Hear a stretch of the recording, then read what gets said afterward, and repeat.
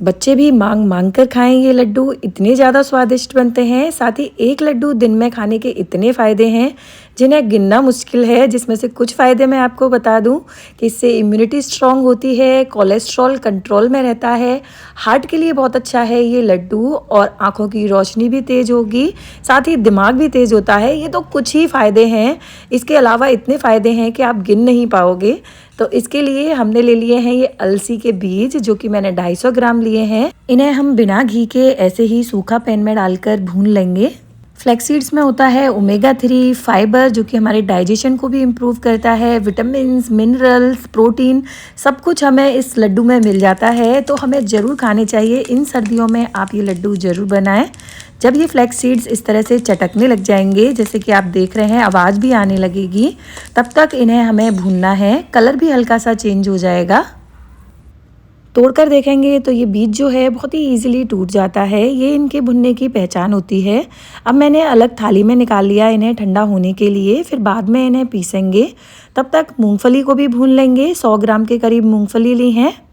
Gas की flame को हम लो रखेंगे, जिससे कि अंदर तक अच्छे से भुन जाए मूंगफली। मूंगफली भूनने के बाद में इनका छिलका जब हाथ से इस तरह मसलते हैं, बहुत ही इजीली हट जाता है। तो इसी तरह से आप छिलका हटा दें ठंडा होने के बाद, और इसे दरदरा पीस लें। अलग निकाल लिया। अब इसी पैन में मैंने डाल दिए सफ़ेद तिल। इन्हें भी हम चटकने तक भूनेंगे, जब तक कि हमारे जो तिल हैं वो अच्छे से चटकने न लगे और हल्का सा कलर चेंज हो जाए। तिल चटकने की आवाज़ आप सुन ही सकते होंगे। अब तिल को भी हम एक अलग प्लेट में निकाल लेंगे। घी का यूज़ हम बहुत कम करेंगे ये लड्डू बनाने में। जैसे कि मैंने ये 4 से 5 चम्मच घी लिया है गोंद को भूनने के लिए, क्योंकि गोंद को तो हम घी में ही भूनेंगे। घी में डालकर इसे हम अच्छे से फूलने तक भूनेंगे। जो गोंद है ना, वो हड्डियों के लिए बहुत अच्छा होता है, हमारी हड्डियों को मजबूत बनाता है। गोंद अच्छे से फूल गया है, इसको भी हम निकाल लेंगे घी में से। पैन में जो घी बचा हुआ है, इसी में मैं डाल दूंगी बादाम और अखरोट। इनकी क्वांटिटी आप अपने अकॉर्डिंग बढ़ा भी सकते हैं। इन्हें भी हम अच्छे से भून लेंगे।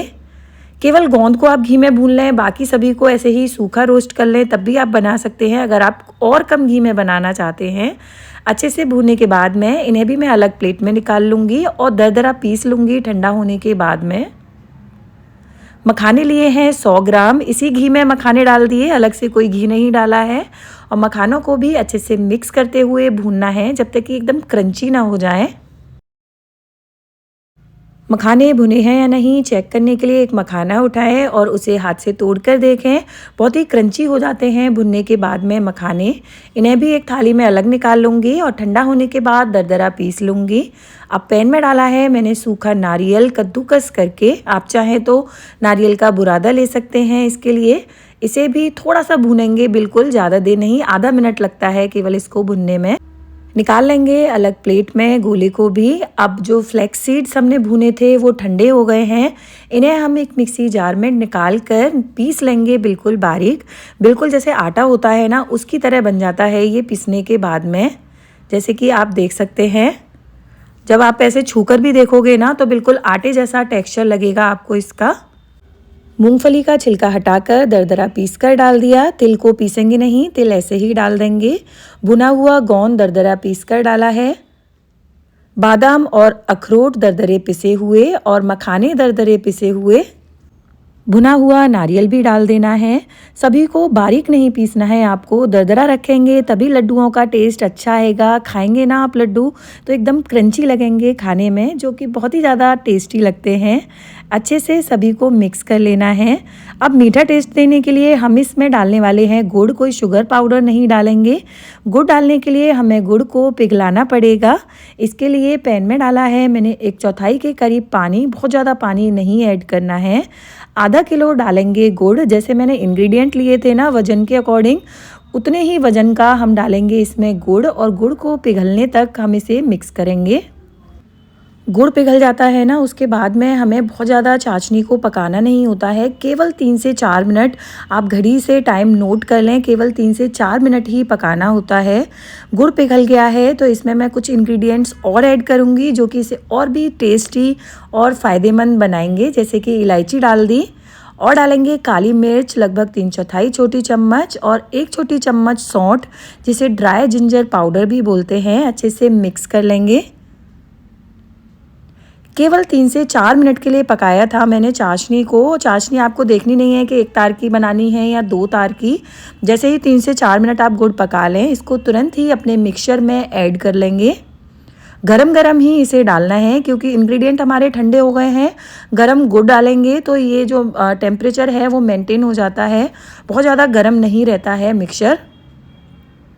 जब तक गरम है तब तक हम इसे चम्मच से मिक्स करेंगे और जैसे ही आपको लगे कि आप हाथ से इसे छू सकते हैं तो हाथ से अच्छे से मसलते हुए इसको मिक्स कर लें, जिससे कि मीठा टेस्ट पूरे लड्डुओं में अच्छे से फैल जाए।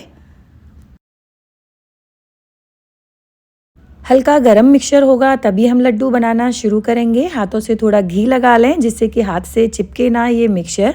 और लड्डू जैसे साइज़ के आपको बनाने हैं, छोटे या बड़े, वैसे आप बना सकते हैं।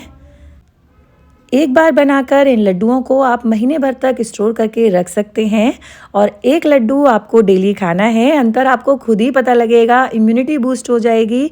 इन सर्दियों में आप सर्दी और जुकाम से तो बिल्कुल बचे ही रहेंगे। हड्डियां मजबूत होंगी, आप कह सकते हैं कि हड्डियां आपकी लोहे जैसी मजबूत हो जाएंगी क्योंकि बीमारी ना आपके आसपास भटकने नहीं वाली है। तो आप भी ज़रूर ट्राई करके देखें। मुझे कमेंट बॉक्स में बताएं कि आपके घर पर बड़े और बच्चे खा रहे हैं ना बहुत ही स्वाद के साथ ये लड्डू। ट्राई करें और मुझे कमेंट बॉक्स में बताएं कैसी लगी आपको ये रेसिपी। तो मिलते हैं नेक्स्ट वीडियो में, तब तक के लिए थैंक यू, बाय बाय।